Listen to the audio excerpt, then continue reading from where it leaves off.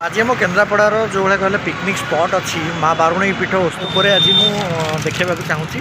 तो आसतु जा बुलवा माँ बारुणी पीठ।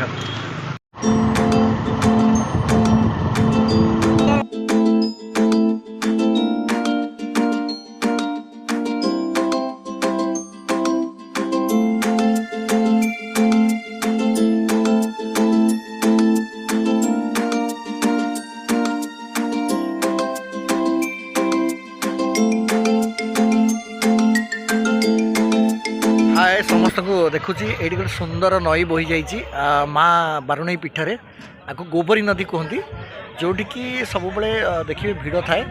तो एम भी बर्तमान से जगार अच्छु यहाँ कहती माँ बारुणी पीठ जो पाखे लगिकी गोबरी नदी रिभर ता पाखे बही जाइए जो दर्शनीय स्थान अच्छी माँ बारुणी पीठ। गोबरी माछ धरा दृश्य देखो ये परिवेश टाक आम सिलेक्शन करूँ।